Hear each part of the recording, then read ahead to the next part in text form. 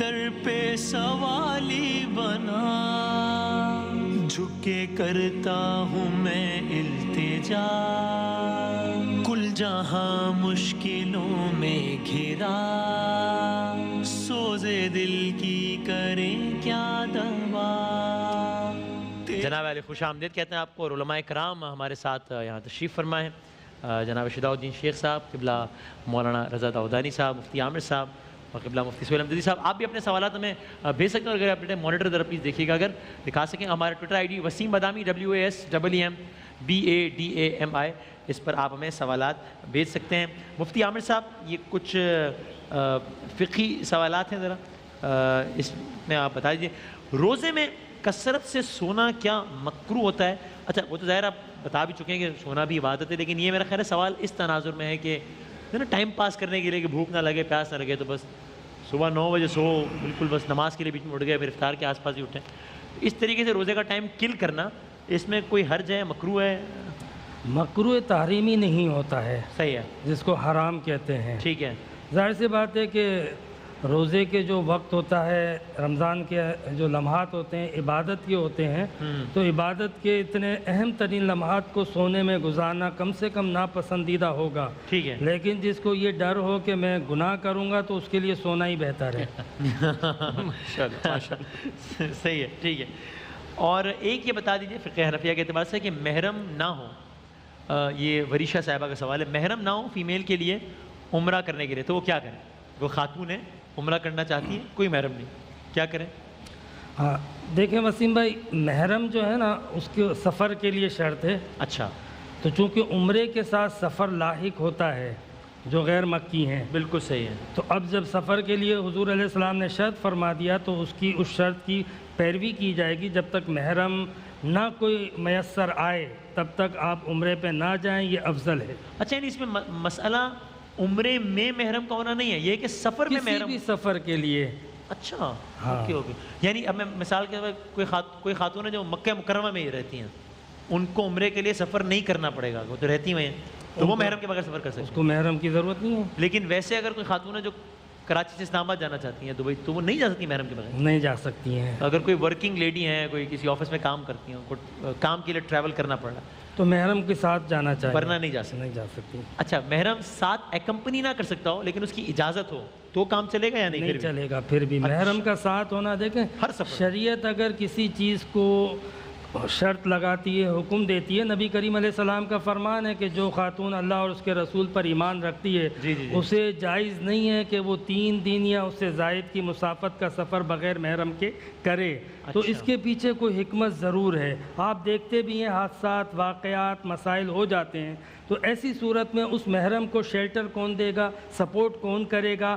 یہ اللہ تعالیٰ سے امید ہے کہ انشاءاللہ سفر درست ہوگا، لیکن شریعت نے خواتین کے لیے جو ہے وہ ایک حکم دیا ہے۔ 3 دن سے کم کا سفر ہو سکتا ہے؟ جی ٹھیک ہے، یعنی اگر ہوتا ہے نا ہم بھی کبھی جاتے ہیں اسلام آباد 2 دن واپس آئے ہیں، میں تھوڑا سا ذکر کروں، 3 دن کی مسافت، اس کا ایک شرعی جو ہے وہ مسافت بنتی ہے جس کو ہم کہتے ہیں 52 میل۔ اچھا جو عرض بھی کیا تھا مفتی اسماعیل مرادی صاحب، اس سے زائد اگر مسافت ہوگی تو پھر وہ اتنا، یا اس سے زائد ہوگی تو محرم چاہیے، اس سے کم ہو تو پھر محرم کی ضرورت نہیں ہے۔ اچھا ٹھیک۔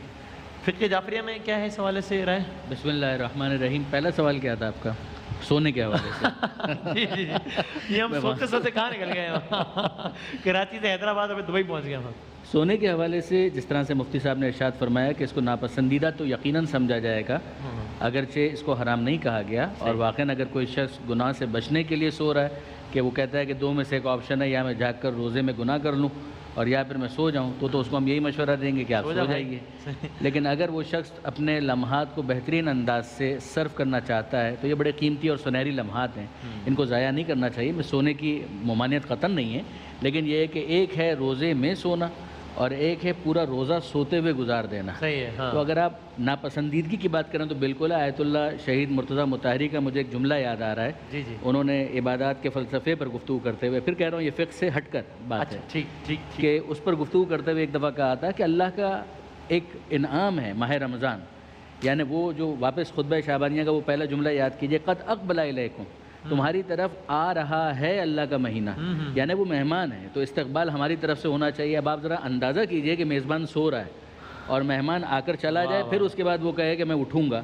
تو انہوں نے یہ جملہ کہا تھا کہ مجھے تو ایسا لگتا ہے کہ اگر ایک شخص سارا دن سوتے ہوئے گزار دے تو وہ یہ کہنا چاہتا ہے کہ اے اللہ کی طرف سے آئے ہوئے مہمان، میں تجھے قبول نہیں کرتا۔ یعنی پریکٹیکلی پھر وہی والی بات کہ صحیح ہے، اگر وہ اس کے اندر گناہ کرے گا تو وہ تو اس مہمان کے ساتھ بدتمیزی کرنے کے مترادف ہے، تو اس سے تو پھر بہتر یہ ہے کہ وہ سو جائے۔ یہ ہو گئی ایک بات اس حوالے سے۔ جو دوسرا سوال تھا اس میں ان تمام روایات پر نظر رکھتے ہوئے اور اس کا تجزیہ تحلیل فقہی اعتبار سے کرتے ہوئے، ظاہر ہے کہ فقہ حنفی کا جو مسئلہ ہے وہ اپنی جگہ پر ہے۔ فقہ جعفری کے اندر فقہا اس بات کے اوپر اتفاق رکھتے ہیں کہ خاتون اگر سفر میں ان کی عصمت، ان کی عزت سب محفوظ ہے اور اس میں کسی قسم کا کوئی خطرہ نہیں ہے تو پھر وہ تنہا سفر بھی کر سکتی ہے۔ یہی وجہ ہے، انٹرسٹنگلی میں آپ کی خدمت میں عرض کروں کہ خود جو حج کے جو فارمز ہوتے ہیں اس میں اس بات کی رعایت بھی کی جاتی تھی، پھر بیچ میں تھوڑا سا کرائسس آیا، کچھ اور ایشوز آ گئے، ورنہ یہ باقاعدہ پوچھا جاتا تھا کہ اگر فقہ جعفری کی خواتین ہیں تو چونکہ ان کے لیے محرم کی شرط نہیں ہے لہذا اس کو وہاں پر لکھوایا جاتا تھا۔ اور اس حوالے سے سعودی گورنمنٹ بھی پہلے فیسیلیٹیٹ کیا کرتی تھی، پھر بیچ میں پرابلم آیا، لیکن میں اس میں حکومت پاکستان سے بھی گزارش کروں گا کہ جس طریقے سے فقہی معاملات کو اکارڈنگ ٹو فقہ تمام افراد کے لیے فیسیلیٹیٹ کیا جاتا ہے اسی طریقے سے فیسیلیٹیٹ کیا جانا چاہیے۔ ایسے کہ فقہی تقاضا ہمارے یہاں صرف اتنا ہے کہ ان کی عصمت محفوظ رہنی چاہیے، ان کو سفر کے اندر کسی قسم کا کوئی خطرہ نہیں ہونا چاہیے۔ جو 4 گھنٹے کی اب جو مسافت ہے ایئر لائن اور قافلے کی صورت میں جب جاتی ہیں تو پھر پرابلم نہیں ہوتا، اور عمرے کے اندر بھی قافلے کے بغیر عام طور پر نہیں جاتے ہیں عام طور پر نہیں جاتے، تو اس لیے فقہ جعفری میں اس کی رائے مختلف۔ بالکل ٹھیک، صحیح۔ اچھا شجاع صاحب، اب یہ جو کیا کہتے ہیں اس کو ہم سپرسٹیشن یا جو بھی اس کے لفظ ہوتا ہے، اس سے متعلق بہت سارے سوالات آ رہے تھا، پتہ ہے ایسی باتوں پہ یقین کرنا ضعیف الاعتقادی ہے یا ٹھیک ہے، اس میں کوئی فرق کہ جناب وہ سیدھی آنکھ بھڑک گئی تو پتہ نہیں اچھا ہونے والا ہے، الٹی آنکھ بھڑکی تو برا ہونے والا ہے، کوا آ گیا تو مہمان آنے والا ہے، کوا چلا گیا تو جوتی الٹی کر دو تو مہمان چلا جائے گا، کالی بلی ہاتھ میں کھجلی ہو رہی ہے کالی بلی آ گئی۔ استغفر اللہ۔ بسم اللہ الرحمن الرحیم۔ رمضان شریف کے تعلق سے مفتی عامر صاحب نے بڑی خوبصورت بات بیان فرمائی، علامہ صاحب نے بڑا خوبصورت ذکر کیا۔ دیکھیے وسیم بھائی، یہ ہمارا سیزن ہے اور سیزن میں بندہ کمائی زیادہ کرنا چاہتا ہے تو وہ اویل کرتا ہے، بلکہ ایکسٹرا آورز دے رہا ہوتا ہے اس کے اندر۔ تو اگر یہ یقین ہے، اللہ ہم سب کو عطا فرمائے کہ رمضان میرا سیزن ہے، نفل کا ثواب فرض کے برابر، فرض کا ثواب 70 فرضوں کے برابر، جنت کے دروازے کھلے، جہنم کے دروازے بند، پکار لگی نیکی کے شوقین آگے بڑھ، پکار لگی بدی کے شوقین رک جا، نیکی میں تو آگے بڑھ جا، بدی سے تو رک جا، اور مجھے معلوم ہے کہ میرا رب جنت تیار کیے بیٹھا ہے میرے لیے۔ تو اگر یہ یقین ہوگا تو میں ضرورت کی نیند تو پوری کروں گا انشاءاللہ، لیکن وہ ٹائم کل کرنے والی جو آپ نے بات کی تھی نا وہ نہیں ہوگا اگر یہ یقین ہو کہ سیزن ہے میرا۔ باقی وہ بات رہی کہ جناب وہ کوے کا چلانا، یہ سوال مستقل ہمارے سامنے آتے ہیں۔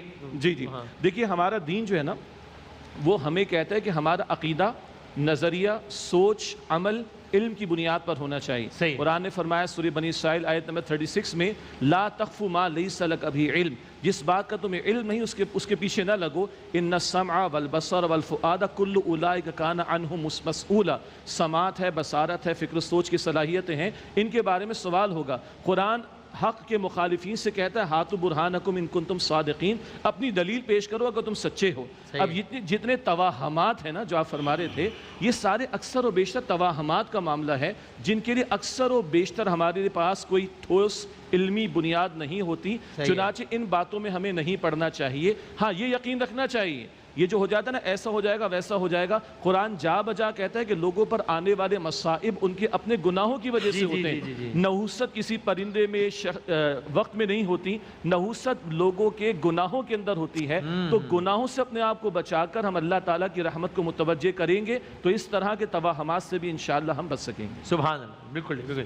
اچھا اب ایک یہی فقہی نوعیت کے والے بتائیے کہ ویسے تو آئی تھنک جواب ظاہر ہے لیکن پوچھا ہے تو کہ جس طرح مرد حضرات کو ایک سے زیادہ شادی کرنے کی اجازت ہے، خواتین ایک خاتون ایک نکاح میں ہے تو اس کو دوسرے نکاح کی اجازت ہے؟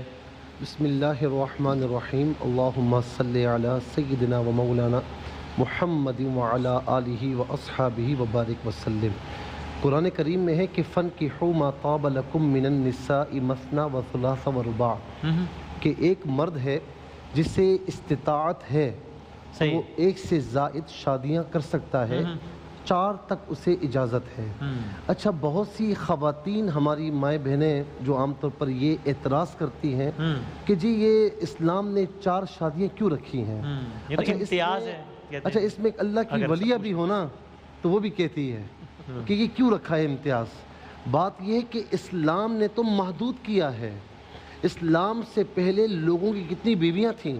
غیلان ثقفی رضی اللہ تعالیٰ عنہ ایمان لائے تو 10 بیویاں تھیں، تو آقا علیہ السلام نے فرمایا 4 رکھو، اس کے علاوہ باقی تمہاری بیویاں نہیں ہیں۔ تو اسلام نے اسے محدود کیا ہے۔ پھر محدود کرنے کے بعد یہ بھی ہے کہ مطلقاً اجازت نہیں ہے، کنڈیشنلی اجازت ہے۔ یعنی اگر وہ دونوں کے ساتھ ایک سے زائد بیویاں ہیں، دونوں کے ساتھ صحیح طریقے سے رواداری، مساوات، یعنی جو کھانا اس کا وہ اس کا، جو پہننا اوڑھنا اس کا وہ اس کا، جو ٹائم اس کے ساتھ وہ اس کے ساتھ، ان تمام چیزوں میں اگر عادل رہ سکتا ہے تب تو وہ دوسری شادی کر سکتا ہے۔ رہ سکتا ہے عادل؟ جی عادل رہ سکتا یہ تو جنہوں نے کی ان سے پوچھیں۔ اچھا آگے اللہ رب العالمین خود باقی سوالات کے جواب میں تو یہ نہیں کہا کہ جنہوں نے کیا ان سے پوچھ، لیکن آگے اللہ رب العالمین سوری ایک بات کر رہا ہوں پھر آپ اسی کو، کیونکہ کافی لوگ یہ بھی کہتے ہیں کہ بھائی یہ شرط رکھی گئی ساتھ میں، اور یہ میں سے آرگیومنٹ پیش کر رہا ہوں کہ جو لوگ کہتے ہیں کہ ایسا کرنا ممکن ہی نہیں ہے، بس 2 شادیاں کرنا جو ہے وہ اس وجہ سے۔ حضور نبی کریم علیہ السلام نے کتنے نکاح فرمائے؟ کہتے ہیں وہ تو سرکار دو عالم نہیں تو سن دیکھیں نا، سیرت طیبہ کا پہلو تو ہمارے سامنے ہے، صحابہ کرام نے کتنے نکاح فرمائے، تو سیرت طیبہ کا پہلو ہمارے سامنے نہیں ہے۔ امام حسین رضی اللہ تعالی عنہ نے امام حسن رضی اللہ تعالی عنہ نے نکاح نہیں فرمائے، تو یہ ان تمام کی سیرتوں کے پہلو ہمارے سامنے ہیں کہ ایک سے زائد شادی کرنے والا وہ عادل رہ سکتا ہے۔ لیکن اللہ رب العالمین نے یہاں فرما دیا کہ فَإِنْ خِفْتُمْ أَلَّا تَعْدِلُوا فَوَاحِدًا، اگر تمہیں خوف ہے کہ تم عدل نہیں کر پاؤ گے تو تمہارے لیے ایک کافی ہے، پھر ایک سے آگے نہ بڑھنا۔ کیونکہ ہمارے یہاں جو مرد حضرات ہیں نا، اچھا شادی کر لی کیونکہ یہ سنت ہے، اچھا اللہ کے بندے تم نماز پڑھتے نہیں ہو، باقی ساری سنتیں ادا نہیں کرتے، تمہیں لے دے کر ایک ہی سنت یاد آ گئی ہے۔ اچھا ہوتا کیا ہے، دوسری شادی کی تو پہلی شادی بھول ہی گئے بالکل۔ ایسا بالکل نہیں ہوگا، توازن کے ساتھ اللہ رب العالمین نے حکم دیا، اور حدیث پاک سن لیے کہ جس نے ایک سے زائد نکاح کیے اور عدل و انصاف قائم نہ رکھ سکا تو اللہ تعالیٰ کے حضور روز محشر ایسے آئے گا کہ اس کا ایک جانب فالج زدہ ہوگا۔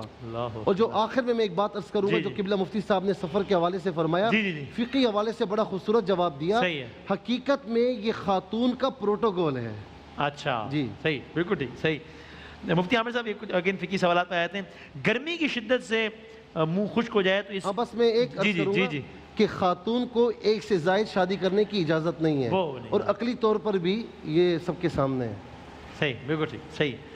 تو گرمی کی شدت ہو رہی ہو تو پیاس کی یا گرمی کی شدت کو کم کرنے کے لیے منہ میں کچھ دیر پانی رکھنا پھر کلی کر دینا، یہ جائز ہے؟ اس سے روزہ نہیں ٹوٹے گا۔ صحیح ہے، اچھا، کہ اگر گرمی کی وجہ سے منہ خشک ہو رہا ہے، کیونکہ روزے میں ہم وضو کرتے ہیں، وضو میں کلی جو ہے وہ کی جاتی ہے، بالکل بالکل بالکل، لیکن اس میں خطرہ ہے کہ کہیں پانی اتر نہ جائے، اور اس طریقے سے بار بار کرنا اس کو مکروہ ضرور کہا گیا ہے۔ ٹھیک، اچھا اس میں میں تھوڑی سی عرض کروں، جی جی جی، مفتی صاحب نے جو جواب دیا ہے بالکل درست جواب ہے، خواتین کے لیے جائز نہیں ہے۔ اس کی ایک لاجک صرف میں پیش کرنا چاہتا ہوں، وہ یہ ہے کہ خاتون کے لیے یہ ہے کہ وہ شوہر کی فرما برداری کرے، اطاعت کرے۔ تو اگر 4 شوہر ہوں، 3 ہوں تو کس کی اطاعت کرے گی، کس کی فرما برداری کرے گی؟ تو مرد کیسے پوسیبل ہے کہ اطاعت کرے؟ مرد حاکم ہوتا ہے۔ اچھا، آپ سب سے بڑی بات یہ ہے کہ بچہ کس سے منسوب ہوگا؟ بچہ کس سے منسوب ہوگا؟ سیدہ عائشہ سے پوچھا گیا تھا تو انہوں نے کہا کہ ایک برتن ہے، حضرت عائشہ نے فرمایا کہ اس کے اندر 4 برتنوں کا پانی ڈالو، جب ڈال دیا کہا اب اس کو الگ کر کے بتاؤ 4 کا پانی ہے، تو کہا یہ پوسیبل نہیں ہے، تو کہا بالکل اسی طرح خاتون کے لیے پوسیبل نہیں ہے۔ اس میں آپ فرمائیے گا؟ بس میں تو کلی پر تبصرہ کروں گا۔ اچھا آپ کلی تبصرہ فرمائیں۔ میں چاہتا ہوں آپ کلی تبصرہ فرمائیں شادی والے معاملے میں، آپ کہہ رہے ہیں میں صرف کلی پر آپ کلی پر اکتفا کر رہے ہیں۔ گزارش ہے کلی والا مسئلہ تو جس طریقے سے مفتی صاحب نے فرمایا تقریباً وہی مسئلہ فقہ جعفری کا بھی ہے، کوئی فرق نہیں ہے۔ اور شادی والا مسئلہ؟ اور شادی والا مسئلہ بھی وہی ہے۔ اور شادیوں والا مسئلہ بھی شادیوں والا مسئلہ اصولی طور پر دیکھیے جو ایک حد معین کی، جیسے کہ مفتی صاحب نے ارشاد فرمایا کہ اگر آپ تاریخ کے اندر دیکھ لیں تو حرم جو ہوا کرتے تھے وہ تو کیا ہوا کرتے تھے اور اس کے اندر کیا عدد اور تعداد کا کوئی لحاظ نہیں تھا. پھر اس کے بعد اسلام نے اس کو محدود کیا اور ظاہر ہے کہ اس کے اندر وہ شرط بھی لگا دی کہ ان کے درمیان ایک توازن اور ایک بیلنس رکھنا ہے. تو یہ تمام باتیں تو اپنی جگہ بالکل اسلام کی مسلمہ تعلیمات میں سے. پھر اس کے بعد قرآن نے اس کی بھی وضاحت کر دی کہ ٹھیک ہے دل کا میلان کسی کی طرف ہو سکتا ہے زیادہ ہو، لیکن یہ نہیں ہے کہ باقیوں کو معلقہ چھوڑ دو، یعنی ایسا معاملہ نہ ہو جائے. میلان قلبی ظاہر ہے کہ انسان کا مختلف ہو سکتا ہے، رائٹ، کوئی زیادہ عزیز ہے کوئی کم عزیز ہے، یہ ہو سکتا ہے، مگر حقوق کی ادائیگی کے اندر فرق نہیں آنا چاہیے. پھر اس کے بعد مزید بھی اگر آپ دیکھیں تو پاپولیشن کے پروپورشن کے حوالے سے بھی آپ دیکھ لیجیے، یعنی اسلام نے ایک طرح سے ایک سولوشن آفر کیا ہے. مجھے احمد دیدات صاحب کا وہ جملہ یاد آ رہا ہے کہ اگر آپ دیکھیں تو آپ کو بہت ساری چیزیں ایسی نظر آئیں گی سوسائٹی کے اندر کہ جس کی وجہ سے محسوس یہ ہوتا ہے کہ بہت ساری خواتین شوہر کے بغیر رہ جائیں گی. اگر اسلام کا یہ سولوشن ہم پریزنٹ نہیں کریں گے تو اس کا نتیجہ یہ نکلتا ہے، مثلا پریزنٹ پاپولیشن ہے، اگر آپ قیدیوں کی تعداد دیکھیں وہاں پر آپ کو مرد زیادہ نظر آئیں گے. اسی طریقے سے آپ اگر سوسائٹی کے اندر اوور آل پاپولیشن دیکھیں تو اس کے اندر بھی آپ کو مردوں کی تعداد جو ہے، خواتین کی تعداد جو ہے باہر زیادہ نظر آئے گی. تو اس کا نتیجہ کیا ہے کہ سوسائٹی کے اندر جو ایکٹیو پورشن ہے اس کو شوہر نہیں مل پائے گا due to any good reason X Y Z. پھر اس کے بعد مزید آپ دیکھیے کہ خواتین کا جو معاملہ ہے کہ ایک مخصوص عمر کے بعد مینوپاز آ جاتا ہے جس کے بعد ان کے لیے حقوق ادا کرنا ممکن بھی نہیں رہتا. یعنی اس پوائنٹ کو بھی اپنے ذہن میں کنسیڈر کیجیے گا. اور پھر اس موقع پر شوہر کے لیے دو میں سے ایک آپشن رہ جاتا ہے، یا وہ گناہ کی طرف چلا جائے یا وہ کسی حلال راستے کی طرف چلا جائے. تو اسلام نے یہاں پر بھی ایک سولوشن پریزنٹ کیا ہے. ایک سولوشن جو ہے اس کو آپ سولوشن کے طور پر رکھیے، یہ عیاشی کے لیے نہیں ہے، یہ خواتین کو اکوموڈیٹ کرنے کے لیے ہے تاکہ خواتین کو اکوموڈیٹ کیا جائے، ایک فیملی لائف ہو سکے اور فیملی لائف گزاری جا سکے. مفتی صاحب نے جس طریقے سے حاکم کا لفظ استعمال کیا یہ بھی قرآن کی تعبیر ہے، الرجال قوامون علی النساء. تو اب پروردگار عالم اگر آپ گھر کا ماحول چلانا چاہتے ہیں، لو کان فیہما آلہۃ الا اللہ لفسدتا، اگر دو خدا ہوتے تو فساد مچ جاتا. گھر کے اندر بھی ظاہر ہے کہ وہ ملکہ ہے، بے شک اس کی بہت سارے حقوق ہیں، بے شک وہ بہت ساری چیزوں کو انفلوئنس کر سکتی ہے، بے شک. لیکن اگر کہیں پر ڈسپیوٹ ہو جائے تو آپ کسی کو یہ پاور دیں گے یا نہیں دیں گے کہ وہ اس موقع پر ہیڈ آف دا فیملی کے طور پر ایک ڈیسیجن لے سکے. وسیم آپ پڑھے لکھے آدمی ہیں، الحمدللہ ہم لوگ بھی کچھ نہ کچھ یونیورسٹی اور مدرسہ سب کچھ دیکھا ہوا ہے. اسی طریقے سے دوسرے افراد ہیں، آپ کسی کو بھی پوچھ لیجئے کیا گھر چل سکے گا؟ صحیح ہے. گھر اگر کوئی ایک فائنل اتھارٹی نہیں ہوگی تو بڑا ریکلیس ہو جائے گا. ڈیفینیٹلی ہوگا. میں اس کے اندر یہ نہیں کہہ رہا کہ گھریلو معاملات کے اندر مشاورت نہ کی جائے، ایڈوائس نہ لی جائے. بہت ساری چیزوں کو وہ بہتر سمجھتی ہیں، یقیناً وہی بہتر سمجھتی ہیں. گھر کو گھر بناتی عورت ہے، مطلب یہ نہیں کہ ڈنڈا لے کے ایک بندہ کھڑا ہوا ہے. بالکل نہیں، ختم. گھر کو گھر بناتی خاتون ہے، مگر یہ طے ہے اپنی جگہ پر کہ اس میں ایک کو کم سے کم اتنی اتھارٹی دی جا سکے. فائنل ورڈ دے دیں. دو مختصر باتیں میں عرض کروں. یہ عدل کی بات بڑی ڈسکشن میں آتی، لیکن یہ ہمیشہ ہمیشہ ہمیشہ ہمیشہ ہمیشہ صرف دو بیویوں کے درمیان ہی. ذرا یہ دیکھیں جن کی ایک بیوی ہے کیا وہ اس کے ساتھ عدل کر رہے ہیں؟ باپ کی اولاد ہے وہ اس کے ساتھ عدل کر رہا ہے؟ آپ کہنے اس کا تعلق تعداد سے نہیں ہے، جی رویے سے. نہیں، یہ صرف نکاح سے ہی کے متعلق ڈسکشن میں بات کیوں آتی؟ اچھا، ایک باس ہے، اس کے بہت سارے سبارڈینیٹس ہیں، ان کے بارے میں وہ عدل کر رہا ہے. تو عدل کا معاملہ تو پوری زندگی پر محیط ہے. تو یہ کبھی کبھار ذرا کچھ بڑے غیر معصومانہ انداز میں کچھ لوگ جو ہے وہ ہٹ کر رہے ہوتے ہیں ان چیزوں کو. تو ہمیں بڑے اچھے انداز اس کو جواب دینا چاہیے. اور جیسے کہ ڈسکشن میں بات آئی کہ وہ عدل کی شرط کے ساتھ اجازت کا معاملہ، علامہ صاحب نے بھی ذکر فرمایا کہ دنیا میں بہت سے لوگ زنا کے لیے، بدکاری کے لیے، گناہ کے لیے، اللیگل افیئرز کے لیے تو شاید تیار ہو جاتے ہیں، مگر عفت کے ساتھ، پاکیزگی کے ساتھ گھر محفوظ رہیں، ایک عورت کو پروٹیکشن ملتی رہے، نسل انسانی کا قافلہ آگے بڑھتا رہے، رب کی منشا پوری ہو، اس پر لوگوں کو اعتراض ہے. تو ہمارا اعتراض یہ ہے کہ عفت اور پاک دامنی کے رویوں کو چھوڑ کر فحاشی اور یعنی زنا کے راستوں کو پروموٹ کرنے پر لوگ بحث کر رہے ہیں. ہمارا اعتراض ان پر. جزاک اللہ. بہت شکریہ تمام علماء کرام کا، بہت شکریہ. اور انشاءاللہ سحر کے دسترخوان پر مزید بات ہوگی. ایک وقفے کے بعد دوبارہ حاضر ہوتے ہیں انشاءاللہ. جہاں مشکلوں میں گھرا سوزے دل کی کریں کیا دوا، تیرے در پہ سوالی بنا جھک کے کرتا ہوں میں التجا. کل جہاں مشکلوں